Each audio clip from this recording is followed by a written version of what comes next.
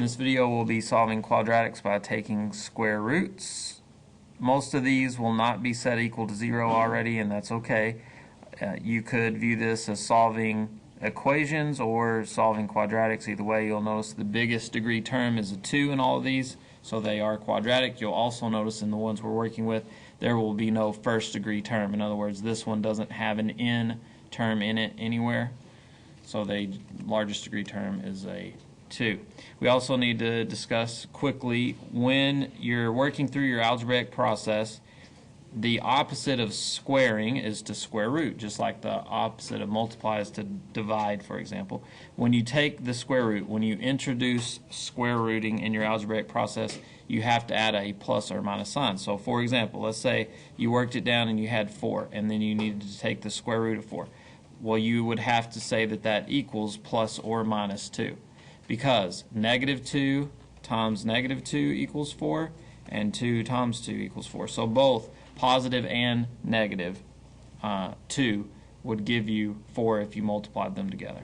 Similarly, if you had, let's say you had 16 and then you took its square root, well, you would have to introduce the plus or minus sign, so that would be plus or minus 4 for the square root of 16. Anytime you introduce this square rooting process in your problem solving, you have to add the plus or minus. If you leave it off, you're going to miss one of the possible solutions. Alright, so let's look, with all of that said, let's look at this first one. We want to solve for this n right here. So first thing we'll do is add 5 to both sides. So we'll get negative 4n squared equals negative 100. Then we'll divide by negative 4 here. Whole goal is to isolate that n right there. So then we get n squared. Negative 100 divided by negative 4 is positive 25. So now the opposite of squaring is square rooting. So we're going to square root both sides. We are introducing square rooting, taking the square root. So we have to include a plus or minus here. So that would be plus or minus 5.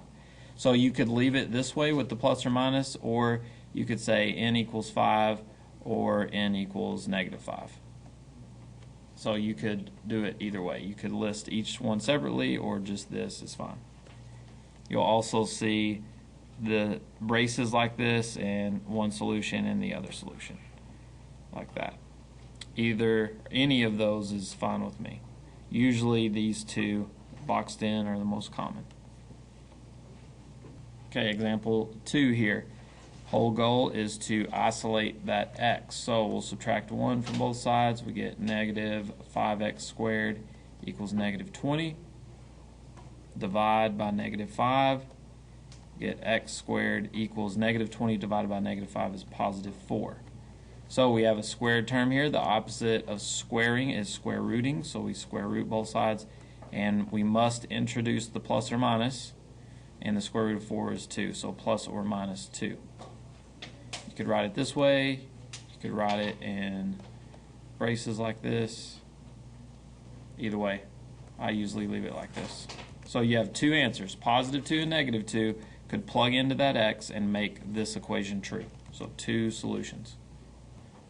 Okay, number 4 here, 2r squared plus 4 equals 38. The whole goal is to solve for that r right there.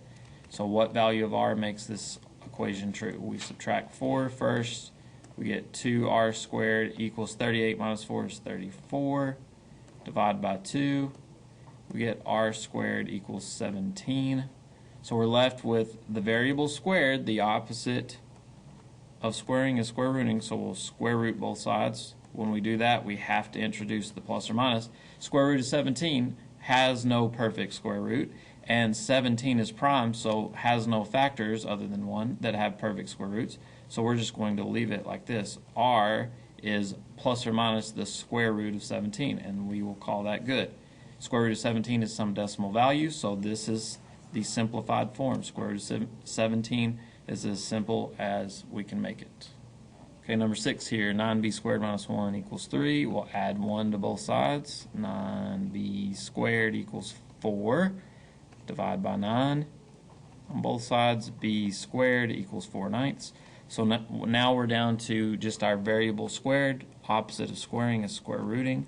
Square root both sides, we get b equals. So when you square root a fraction, you're basically taking we could rewrite it this way. Square root of the numerator divided by the square root of the denominator. So plus or minus has to be put in because we're introducing the square root process. So the square root of 4 is 2. Square root of 9 is 3. So plus or minus 2/3 are our answers. So again, we could write them in braces like this, 2/3, comma, negative 2/3, or with the plus or minus. So two solutions there, 2/3 and negative 2/3. Last example for this video, 4k squared plus 2 equals 98. Subtract 2 from both sides, we get 4k squared equals 96. Divide both sides by 4, we get k squared equals 96 divided by 4 is 24. Now we have our variable squared, so we need to square root both sides. When we do that, we need to introduce the plus or minus. So plus or minus the square root of 24. 24 breaks down into several factors, but only one pair has one with a perfect square root. That would be 6 and 4. So the square root of 4 is going to pop out as a 2 there. So then coming over here, final answer, k equals plus or minus 2 square root of 6. So two answers, 2 square root of 6 and negative 2 square root of 6. So I'll write it in brackets here. Negative 2 square root of 6 is one answer, 2 square root of 6 is the other, should say solution there. So two solutions.